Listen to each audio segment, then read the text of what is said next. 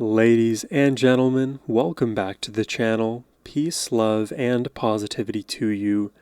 My name is Sohum, and today I'll be reacting to the famous song We Are the World. Now, I've heard this song plenty of times in my life. It's one that my parents introduced me to when I was very young and would often be playing in the various environments we'd find ourselves in. So I'm familiar with the song, and more as an aside, but I wanted to bring it up here because it's related. My parents are the main reason I have the value system that I do.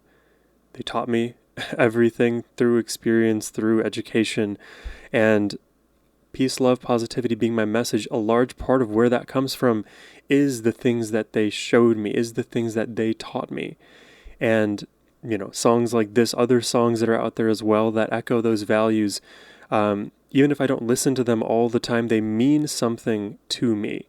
It connects me to my childhood, it connects me to my parents, but also connects me to the world at large. And that is precisely what a song about being together is meant to be. It is about connection to each other, looking at our shared humanity as something beneficial for all of us. I feel like that kind of messaging doesn't get put out there all that often. So this is going to be a fun one. And in addition to listening to the song, I guess before we get into the song, we're actually going to check out a video that discusses some of the cast that will appear in this track. It'll talk about the singers who were in the lineup and some singers who did not actually make the cut, who were not either, invited or, got kind of put on the chopping block. So there's a backstory behind We Are the World that I'm unfamiliar with, which is going to be kind of interesting to hear about. And additionally, just for me, in the context of this channel and my own musical discovery, it's going to be really cool to see how many of the singers and performers that are going to be on We Are the World I'll recognize. Because definitely when I was a kid, I had no idea who sang this song. It was all sort of a black box to me. So I'm excited to get into this one today. I hope you are as well. But before we do, thank you to Rodney the Great for his generous donation request and the great selections for us today. Now, let's jump into it. Which We Are the World stars couldn't get on, and who else didn't quite make the cut? Although a charity single originally recorded by the supergroup USA for Africa in January 1985 to support famine relief, the diverse group of legendary singers included many big personalities and even bigger egos. MJ, what became the Stevie biggest Wonder, night in 80s pop, representing music's ability to unite the world for change, the night also entailed several superstar snubs and brought to light deep-seated rivalries in its creation. Madonna. Initially the brainchild of songwriter and activist Harry Belafonte, after seeking shocking footage of starving children beamed onto the nightly news, he began recruiting fellow stars in December 1984. One of his first calls was to Ken Cragen, manager of around half of the highest charting U.S. artists of the 1980s. Its recording was set for after one of music's biggest nights, the annual American Music Awards. Cragen and his team of 50 set about piecing the lineup together at a furious pace. Quote, I took the Billboard charts and decided I would not go to sleep each night until I had confirmed at least two artists from Bruce the chart. Springsteen in there too. He said. Michael Jackson was still riding high off the success of his 1982 album Thriller, which sealed his place as the biggest artist in the world. So once Cragen confirmed that the song was to be written by Jackson and Lionel Richie and produced by Quincy Jones, they knew this was going to be big. And Quincy Jones, that is a name that I only recently came to know in the last year and a half. I've heard about him in the context of Jacob Collier. So he's been doing everything music since the very beginning. It's cool to see that he's had that longevity, and so many of these artists too. They're just putting out so much amazing work. Lionel Richie and produced by Quincy Jones, they knew this was going to be big. Although Jackson agreed to co-write the song, he wasn't too sure whether he should appear on the track himself. Fearing of overexposure after years of media hype and backlash that came off the back of his victory tour the year before, Michael feared such a high-profile project wasn't the best move for him at this time. However, the gloved one was convinced, knowing the major boost The gloved one? I've never heard that. he would bring to the cause, and that it would be a positive publicity move for him anyway. Another key moment was when Bruce Springsteen came on board. Quote, John Landau was managing Bruce Springsteen, and I knew John, said Cragen. Quote, I called John and said, can we get Bruce? And he said, oh my God, Bruce is finishing up 2 years on the road, touring constantly. I said, John, you personally are going to be able to take credit for saving millions of lives if you get your client to do this. The next thing I know, John Landau called me and said, Bruce Springsteen is in. And from Man that of the day, people. I never made another outgoing call. The floodgates opened, and mostly, I had to turn people down. However, the event's organizers were aiming high and hoped to not only bring together current leaders in rock and pop, but legendary voices of a generation. The likes of Donna Summer and Barbra Streisand were pursued heavily, but it's worth noting that So we've done a little Donna Summer on the channel, never any Barbra Streisand, but I know Barbra Streisand's name through pop culture, but maybe we'll get to visit her on the channel. As well as Lionel Richie. I think we need to have more of him. The likes of Donna Summer and Barbra Streisand were pursued heavily, but it's worth noting that the selection of artists for the recording was a complex process and involved various factors such as availability, scheduling conflicts, and personal preferences. Right. Cragen confirmed Bob Dylan and cites only John Denver and Joan Baez as artists he didn't book but wished he had. Quote, we really should have had Baez, he said. I don't know, quote, Baez. Jeff Bridges and I were driving out to Live Aid together on one of the rehearsal days. Jeff turns to me and says, you know, Ken, I feel like the seeds that were planted by Bob Dylan and Joan Baez and others in the 60s, and Leigh Fallow and the me generation of the 70s have now, in the 80s, broken through the ground, blossomed, and are bearing fruit. However, despite its wider philanthropic intentions, the age-old battle between pop and rock, the commercial and the alternative, almost destroyed the project at the very last minute. Quote, the night before, at the rehearsal for the American Music Awards, I was approached by the manager of one of the rock artists. Cragen said, quote, he said, the rockers don't like the song, and they don't want to stand next to the non-rockers on the stage, so we're leaving. I said to him, look, we're recording... Interesting. Yeah, the musical preference, like I could just imagine being the point of conflict even before having seen this video. And when it's for a cause bigger than yourself, in a sense, you have to kind of set aside these preferences, even though when you make your own music, you fully ingratiate yourself in your own idea of what that music ought to represent. This is a step beyond that. Let's share music with the world. And doing this whole process too is an example of what it takes to hold this whole thing together. Unity doesn't mean everybody gets exactly what they need. It means we get the strength of each other to rely on and move the needle. I'm going to stand next to the non-rockers on the stage, so we're leaving. I said to him, look, we're recording tomorrow. You're there or you're not. They went to Bruce, and Bruce said, I came out here to save lives and feed people. I'm not going anywhere. If the boss was there, you had to remain. He really saved the day. Cragen remembers Eddie Murphy's manager rejecting his request, but couldn't recall Madonna's excuse. Despite the music manager recalling that the future Queen of Pop was invited, Madonna's music collaborator Nile Rodgers remembers that she was never asked to join, and she wasn't very happy about it. So Madonna wasn't invited to sing on the recording of We Are the World. And that was sort of a bit of a slap in the face because everybody was in Los Angeles for the American Music Awards. And I know, no matter what she says, we all went to dinner together. And I know she felt bad because I know Quincy and I know Michael, so I'm going over to the recording just to hang out. And I said to Madonna, I said, okay, we're headed over to A&M. And I could feel her feeling bad about that. Not having Madonna on this track is such a mistake. After releasing her debut album and then the blockbuster hit Like a Virgin the year before, which made her a worldwide sensation, Madonna attended the American Music Awards, like everyone else, and witnessed the industry buzz around the real event taking place after the show. She could have done it, logistically, but it's believed that the organizers wanted to use either Madonna or Cyndi Lauper. Lauper arguably was Cindy. a bigger star at the time, with smash hits Girls Just Want to Have Fun and Time After Time under her belt. Okay. The racy singer had already proved she had the chops to hold her ground amongst a room full of the industry's finest vocalists. Cragen's then associate Harriet Sternberg revealed, quote, "I wanted Madonna, but Ken wanted Cindy." As a result, Madonna held a grudge after performing at Live Aid later that year. After her set, she refused to go back on stage to perform the charity single with all the other event's participants, saying if they didn't want her for the original recording, then they certainly can't have her now. I wasn't good enough to sing on the record. Well, I'm not singing the finale. And so she comes out, she does it. It does feel a little bit like tit for tat there, but it is understandable. I just think, like, if it is a cause greater than yourself and you are in the logistical position to perform, if we can set that aside, I think that is like a version of taking the high road, and it makes, you know, Madonna even more higher esteemed in our minds. Thing with the Thompson twins with us, she does her set, We Are the World, bang, she's gone. However, the biggest controversy of the night was the inclusion, or lack of Prince.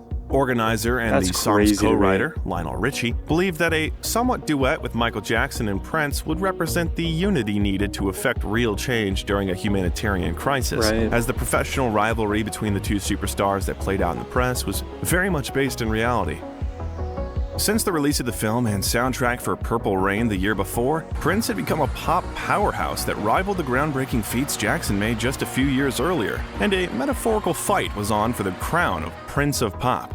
Naturally, being the biggest thing in music at the time and set to be one of the biggest winners at the American Music Awards that night, USA for Africa's organizers were keen to have the artist involved in the project. Cragen stating, quote, "Prince's name is actually printed on the music because Quincy had the idea of having the two rivals, Michael and Prince, at the same microphone." Wow. Cragen said, quote, "He was invited. He didn't show up. He didn't want to be in the room with so many people." Known for his perfectionism and professional prima donna status, it's likely that Prince didn't feel comfortable being associated with a project he had no involvement in other than to attend, pitch in a couple vocals, and stand amongst legendary industry figures singing in a choir a song he never composed or liked himself.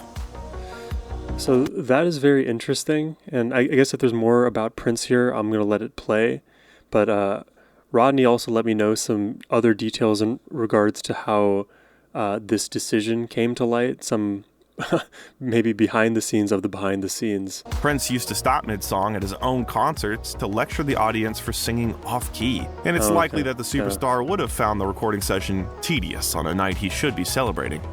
Lionel Richie told Access Hollywood that he tried to persuade Prince to join the recording session. Quote, I sat on the phone with him for the longest time.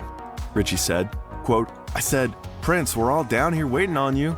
He says, "Can I do it in a separate room?" Richie said this was typical of Prince, who was known for his eccentricity and privacy. "I would love to tell you that's different from anything else he's ever done." Richie continued, quote, "That's just Prince. Of course, he's not going to be at a group of singers at the time when we want him to show up." Let me try one more time. "Prince, we need you down here." He says, "Can I have a separate room to record in?" Because you know Prince. Yeah. And I but said, that's not how it was. I can't give you a separate room. And then I made the worst mistake. I said, "Listen, I'll put you right next to Michael." Oh. And he didn't want to be next to Michael? Done. In Alan Light's book, Let's Go Crazy, Revolution guitarist Wendy Melvoin would claim he didn't show because, quote, "he thinks he's a badass and he wanted to look cool, and he thought like the song for We Are the World was horrible, and he didn't want to be all around all those According to the 2024 documentary, The Greatest Night in I find it hard to singer believe. Sheila E. was asked to attend the session. Knowing her relationship to Sheila. Prince, the organizers hoped that her presence would encourage the Purple One to make an appearance also. Quote, "Man, you should come. It's really cool," she told Prince, who was chilling at the Mexican restaurant Carlos and Charlie's after taking home 3 trophies and performing Purple Rain at the AMAs. Cragen stated, quote, "Sheila E. tried her best to get him there. He did call while we were recording. He reached Quincy and said, 'Can I come over and lay down a guitar track?' And Quincy said, 'No, we've already done the basic tracks.' When it was made clear to her that she wouldn't get a solo moment in one of the song's verses, Sheila decided to leave, feeling that she was being used for her association with Prince. One of the reasons Prince didn't go is because he was used to going into a recording studio and playing all the parts. not just him and another star. Him and nobody else. He went to a nightclub instead, and when he came out, his bodyguards beat up some paparazzi, and that made a box in the big article in the LA Times about the recording. Why does this feel like the perfect storm of like a smear campaign? It just feels too coordinated. I don't want to stay in my own echo chamber as well and like take facts at face value, but this just doesn't feel like what I know Prince to be. So instead, who knows? Huey Let Lewis me know what your of Huey Lewis opinions and the are. News fame sang the part that was meant for Prince while he partied the night away on Sunset. According to Rolling Stone, Prince's refusal to be involved was seen as selfish by some, but he was actually open to contributing to a song. Just not that one.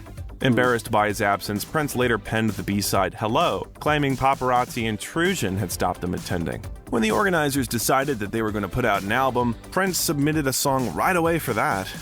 Quote, despite his absence from We Are the World, Prince was not indifferent to the plight of the people in Africa or elsewhere. He gave his money to charity frequently and generously, but without much publicity. For example, he donated $1 million to the Harlem Children's Zone in 2011, which impressed its CEO, Jeffrey Canada. Quote, I want to thank Prince. I am touched and blown away by his generosity, Canada said. Quote, Prince had his own reasons for not appearing on We Are the World, which may have been misunderstood or criticized by some. However, to many of his friends and contemporaries, he was not a heartless or selfish person, but rather a unique and visionary artist who cared about the world in his own way. When asked in interviews, Prince once again made excuses, saying that he was too intimidated at the thought of being in the room with so many artists that he had long admired. Jones later said that he respected Prince. Is that excuses, or can't it just be like multiple reasons that like continue to add to one's confused decision about something? Because like when there are a lot of factors, like this may be one of the more important decisions that you make in your life. It's not univariate. There's so many factors to consider. So if you're going to talk about something that impacted you or why you decided to make a certain decision, the conversation doesn't usually stop at literally one thing. That is just like a very reductive and intellectually dishonest way to look at it.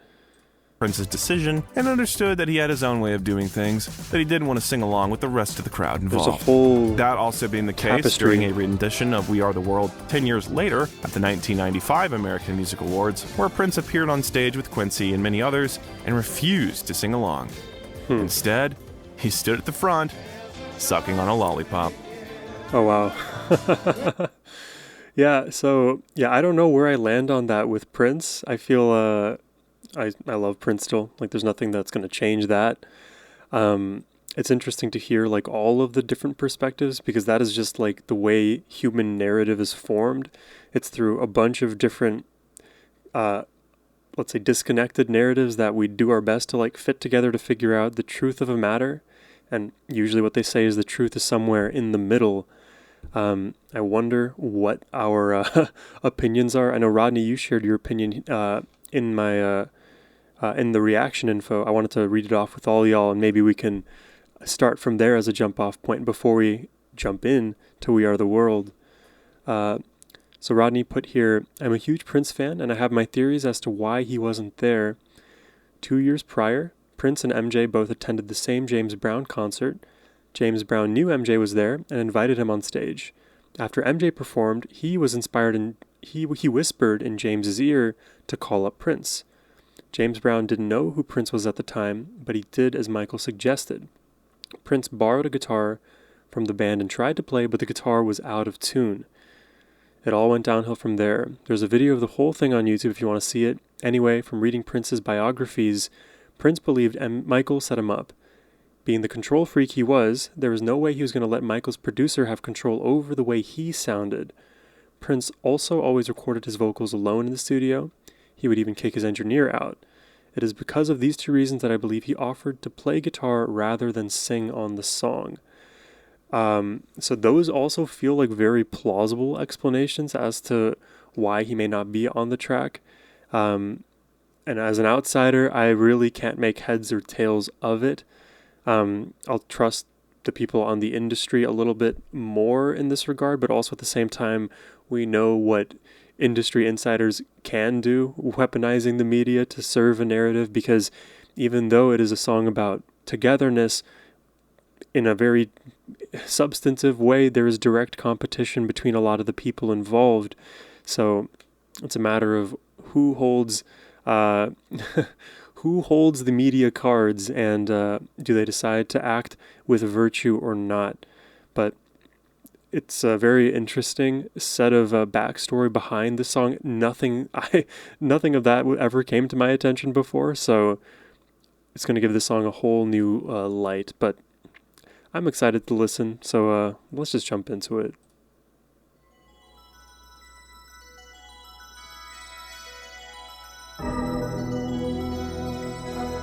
And I think I've seen the music video maybe 2 or 3 times in my life.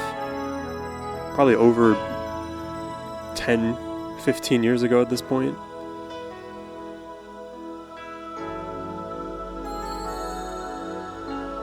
I'm bad at recognizing signatures. So Lionel Richie. I'll see how many I can recognize. Stevie Wonder.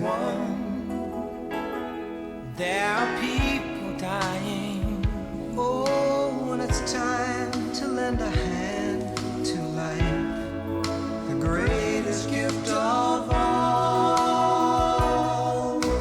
We can't go on pretending day by day. Wow. That someone somewhere will soon make a change. Some faces I won't recognize, but if I knew the name, I would know them. Great big family. I think that's Donna or Dionne. Dionne Warwick.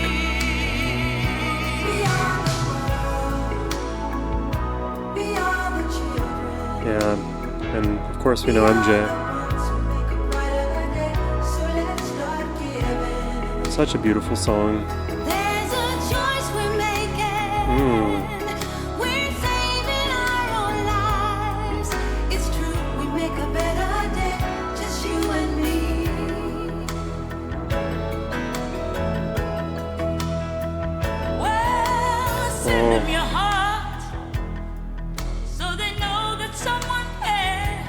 Yeah. And their lives will be stronger and free, as God has shown us by turning stone to bread.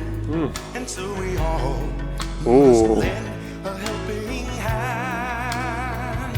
We are the world. Oh, the boss. We are the children. What a voice. Wow. Oh, and Steve Perry.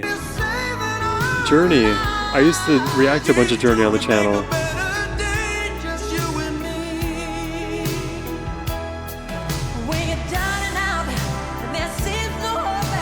Wow.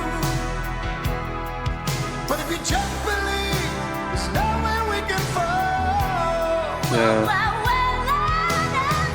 Oh, and that's Cindy here. Now I know her name.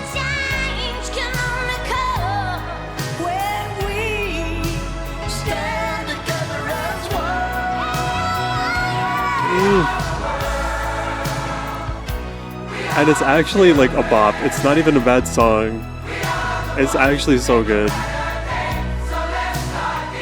Because sometimes like songs like this, they can still be corny. This is not a corny song.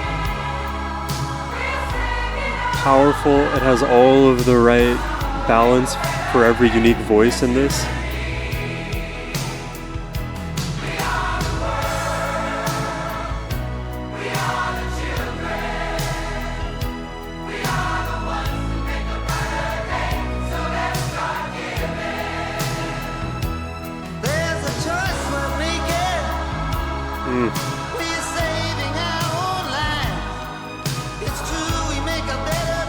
Oh, I'm not sure earlier if I mentioned Billy Joel, but Billy is also on this.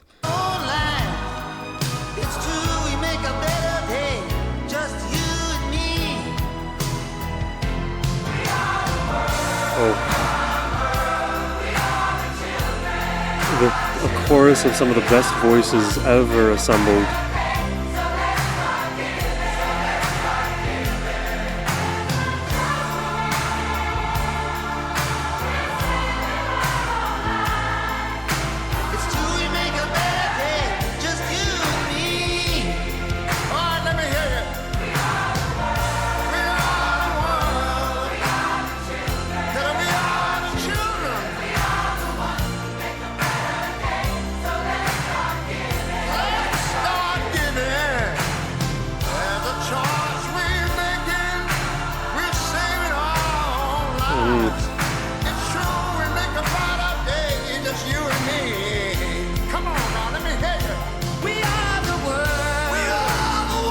Oh, come on, Bruce.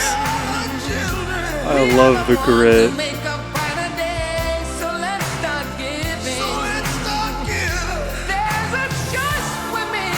Chills, man. Wow, Stevie.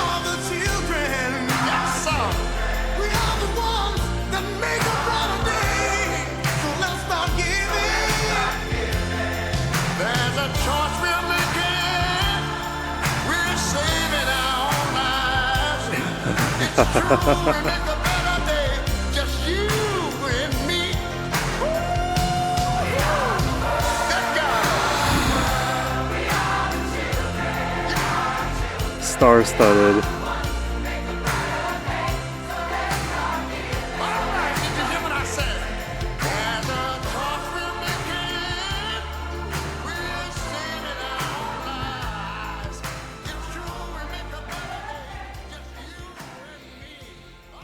Wow. When's the next time something like this is gonna happen? Is gonna change our world? Is gonna combine all of the fandoms of the musicians and artists that inspire us? It's definitely a very different world that we exist in now, in the year of, I guess, 2026. I really, really love a song like this. I feel like it is always something that is going to re-enter popularity. I don't know how these like cycles work, if there's like a rule of thumb behind it, if it's every 5 years or every 10 years a song like this resurfaces in popularity and more eyes and ears find its way to a track like this. But this song, this performance, timeless. You're never going to have to recreate something like this. There's no purpose to. You can perform it live and have as many musicians in one concert setting pay homage and repeat something to this effect, but it won't ever capture the original magic.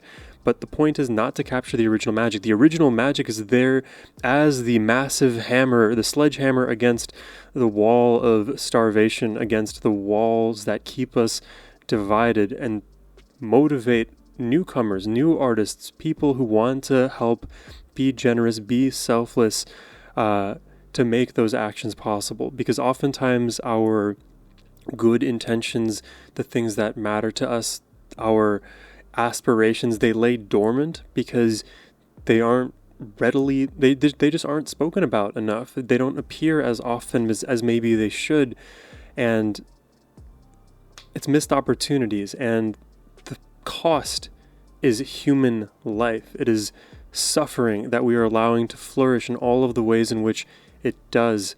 And a song like this that will stand the test of time, I hope more things like this come out in the capacity that they can, and especially with social media and the information and digital age that we're in, the message could be spread far and wide of positivity. And I think it's our job to make it viral in the algorithms. I know that there is an intrinsic negativity bias and rage bait culture and things. I mean, the word of the year in 2025 was rage bait. Think about that. What people are naturally drawn to, what keeps their attention for longer. And I get it. There are, let's say, evolutionary reasons for us to constantly view things as threats coming from a place of fear, of protection, but also with our cognizance, we need to stand a step above where we've been in the past. Otherwise, we're doomed to repeat the same mistakes. This is such a lovely song. I would love to hear your comments down below. So please, like a video, and let's try to push this kind of video, this kind of messaging, this song out there for more people to discover. That's all I've got for you today. I hope you all have a wonderful rest of your day. Take care and peace.